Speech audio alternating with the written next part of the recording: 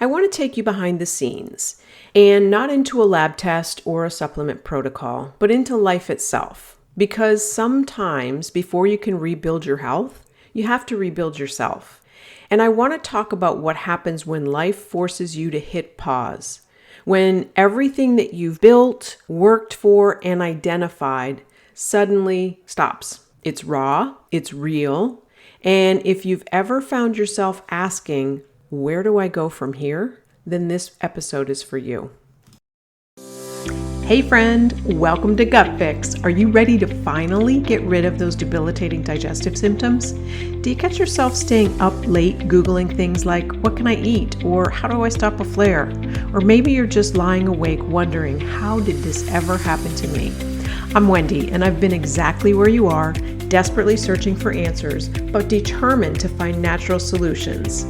And like you, I was overwhelmed by all the conflicting information out there and unsure of what might really work for me. And so now in this podcast, I'm here to share with you what I've learned, how to listen to your body's signals, and uncover the common mistakes that might be standing in the way of your healing. So grab your favorite drink, pop in your earbuds, and let's dive into your health transformation together. Hey friends, welcome back to Gut Fix. Today's episode is just a little bit different, kind of going back into a little bit of what happens when everything's going right and then all of a sudden life throws you a curveball. And before everything changed, I was in a real flow. You know, my coaching business was growing. I was connecting with amazing women who were tired of guessing and finally ready to get those answers about not only their gut health, but their fatigue, their inflammation, their hormones, all the things, right? And I really loved what I did. I loved watching people completely light up when their bloating went away, when their energy came back, and when they realized that they didn't have to live in survival mode anymore. They could thrive, right? I think at that point, I'd found my lane, or at least that's what I thought. And I'd built something from scratch. I built it with heart, with science, and with purpose. And by golly, I was proud of it. And then my husband got the diagnosis. He got the diagnosis of Alzheimer's and then subsequently Parkinson's. And you know those moments when time just kind of stands still, when you hear the words, but your brain doesn't fully process them and you really don't know what's going to happen next? Well, that was me. And I remember, after hearing those words, and there were times when I would be sitting in my car just staring at the steering wheel. And my world, the one that I'd very, very carefully built, it suddenly felt very, very small. And everything, at that point that had been normal had disappeared overnight. And suddenly it was doctor visits that replaced my client calls. Meal planning turned into his supplement protocols and tracking those. And sleep sometimes became optional. And my days revolved around managing symptoms, trying to keep things calm, trying to hold everything together and the house together, and also trying to hold myself together emotionally. And as any caregiver out there will tell you, it's not just physical, it's relentlessly emotional. And you're grieving a little bit more every day and grieving what was, the way your life used to be, what could have been, and what is slowly slipping away. And here's the part that surprised me most, is while I was pouring everything into caring for my husband, I didn't realize how quickly I was emptying my own cup and myself. And I started really to feel disconnected from, the woman that used to run marathons, the woman who had endless energy and drive. And I was surviving, but I certainly was not thriving. And caregiving has this strange way of blurring your identity. You're doing something very noble and loving, but you slowly start to forget who you are outside of that role, of that caregiver role. And there were times of guilt if I even thought about my own business or my own life, or guilt for wanting to do something for myself or have a little bit of fun. And then eventually I realized that losing myself wasn't going to help myself, certainly, but it wasn't going to help my husband either. And, when life forces you to stop, it also gives you the uncomfortable gift of perspective. And so I learned a lot. I'm still learning every single day. We all are, right? If we're not learning, we're not growing. And I learned that the healing is not linear. It's not linear for clients. It's not linear for caregivers. It's not linear for anybody. I learned that stress can be invisible, but it can also be incredibly destructive, even if it's rooted in love, right? And I learned that my old definition of strength was all wrong, because strength isn't pushing through something.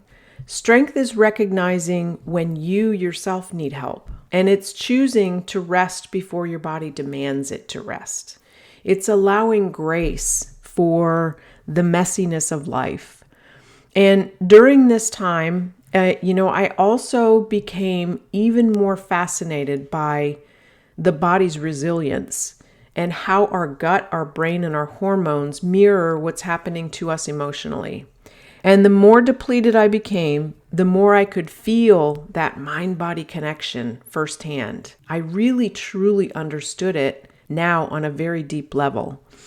And eventually I began to, take some steps back and take some steps back toward myself.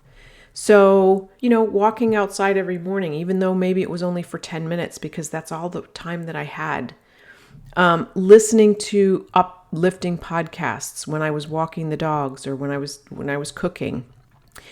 Starting to say yes when friends offered help. Journaling about what I still wanted for my life, because it's not over. And it wasn't, really a comeback moment, but it was what I'll call a slow rebuild, right? It was just one small decision at a time. And when the fog of everything that was happening started to lift, I realized that I didn't want to go back to the quote unquote old version of success. I really wanted something deeper, something that allowed me to support others while honoring the reality of what my life is now, becoming a full-time caregiver, and at the same time, a full-time human. So I started to ask a lot of different questions, like, what do I really want my work to look like now, or my work life to look like now? And how can I continue to make an impact without completely burning myself out? And what would alignment feel like in this new chapter? And the answer that kept coming back time and time again to those questions was connection. And it was connection to people, connection to purpose, and, connection to products that truly make a difference. And that question of how can I help and still live fully is what ultimately led me to the next part of my journey, which I will share with you in next week's episode.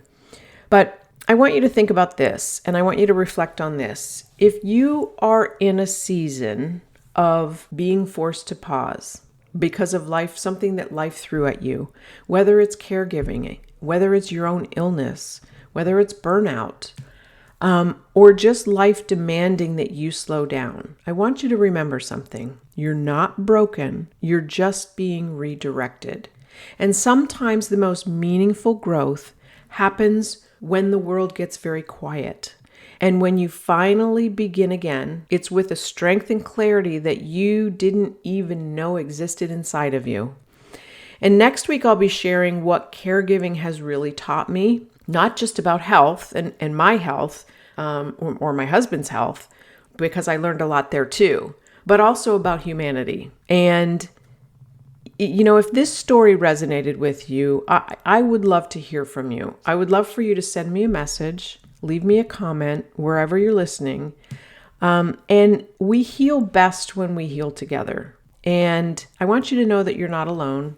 We all have these ups and downs in life, and life can throw you curveballs at any time, and we just don't know when they might happen.